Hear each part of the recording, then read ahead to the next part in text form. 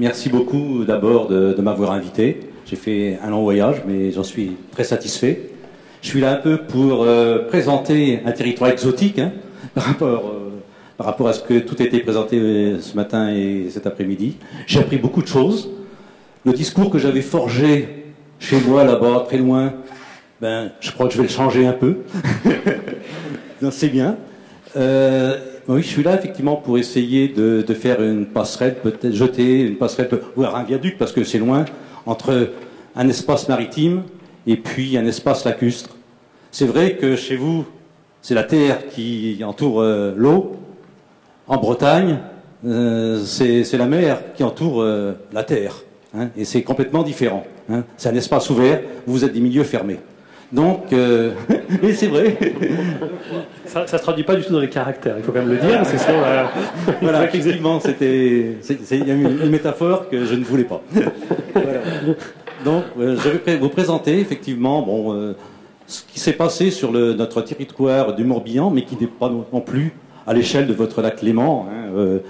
Vous verrez, votre lac Léman, il fait 580 km².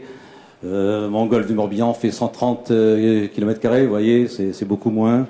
Vous avez 900 000 habitants, nous on en a 130, 140 000 habitants, plus autant de touristes, donc vous voyez, 250 000 habitants, hein, vous voyez, on est dans des valeurs différentes. Mais c'est quand même un territoire sous pression. Hein, voilà. Alors d'abord quelques images pour vous faire un petit peu connaître ce territoire. C'est la touche de droite. Donc vous aurez accès à la suite. Voilà, le golfe du Morbihan, vu l'avion. Alors Morbihan, c'est petite mer en breton. Donc voilà, c'est ce qu'on appelle en géographie une ria. Et ce territoire n'existe que depuis 6000 ans. Hein. Avant, c'était une rivière qui coulait au large de Belle-Île, pour ceux qui connaissent Belle-Île, donc à 35 km au-delà des côtes. Hein. Voilà. Et la Loire se jetait dans ce territoire-là, hein, il y a 6000 ans. Hein, vous voyez. Donc, ça s'est ennoyé par les glaciers, enfin, la fonte des glaciers. Et il y a un îlot, enfin, une multitude de petits îlots, on dit 60, 70, et 2 grosses îles qui sont des îles communes. Autour de ce territoire, il y a 18 autres communes. Hein, vous voyez, donc, on est à des échelles complètement différentes. Hein. Voilà, alors, je présente ici un petit peu, vu en oblique, l'urbanisation qui se presse sur ce territoire, les problématiques anciennes, nouvelles, vous voyez, les images d'urbanisation de type petit château, et puis au-dessus, réalisation moderne, port de plaisance, enfin ancien port de pêche devenu port de plaisance, enfin c'était un hameau qui est devenu village, petite ville, vous voyez, c'est des choses comme ça, de l'urbanisation dispersée, voilà. Et puis, je dirais, des cohabitations, des conflits, voilà, qui sont sur ce territoire. Ornithologie et plaisance. C'est un site Ramsar, hein, ça a été évoqué ce matin. Puis d'autres, je dirais, inventaires à l'échelon européen.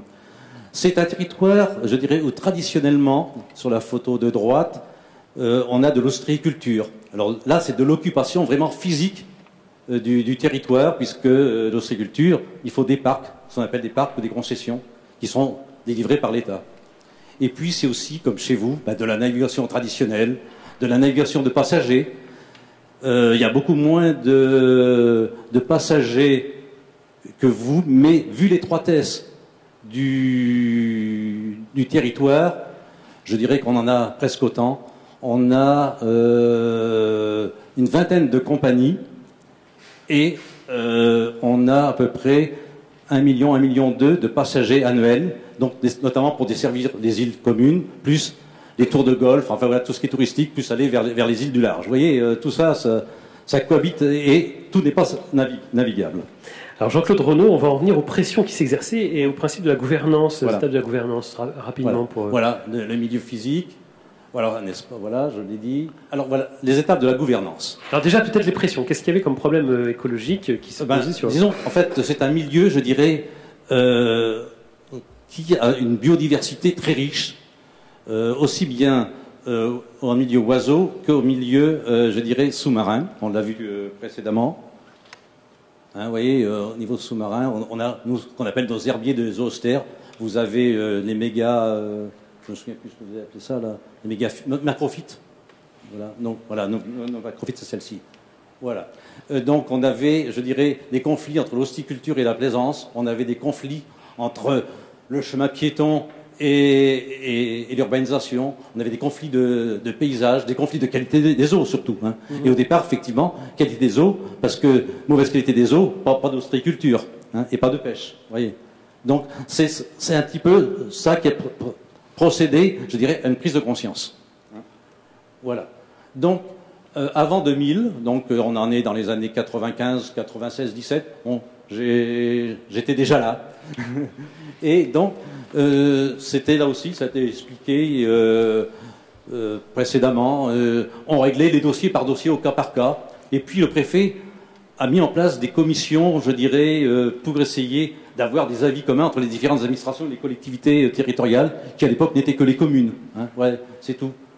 Et puis il y avait quand même un syndicat intercommunal d'aménagement touristique du golfe du Morbihan, qui était la seule collectivité qui fédérait l'ensemble des communes riveraines du golfe du Morbihan.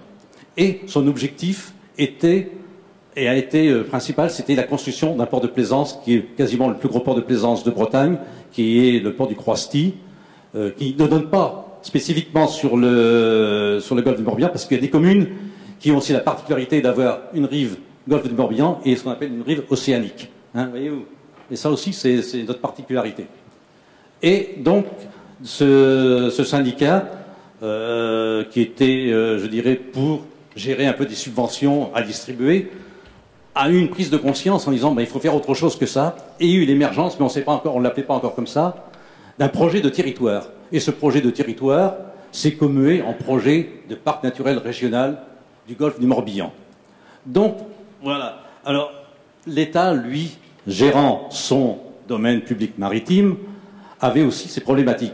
Et il se dit peut-être, il y avait un outil donc, qui pouvait exister dans notre législation française, qui était très peu mis en œuvre, c'est le schéma de mise en valeur de la mer, qui n'avait été expérimenté préalablement que dans 3 endroits, hein, dans l'étang de Thau, le bassin d'Arcachon et un petit territoire sur le golfe, sur la Bretagne. Hein, voilà. Donc, et il y avait aussi des problématiques, je dirais, naturelles, de type Natura 2000. On retrouvait à peu près tout ça, les mêmes acteurs, hein, comme vous le dites, les collectivités, l'État, les usagers, les occupants, les associations, les experts, tout ça se retrouvait. Et le préfet a eu l'idée de mettre en place un SMVM où il englobait également tous les autres comités pour étudier effectivement ce qui se passait sur ce territoire. Donc un schéma de mise en valeur de la mer, en 2000. Voilà. En 2000. 6 ans pour faire ce document, 2006.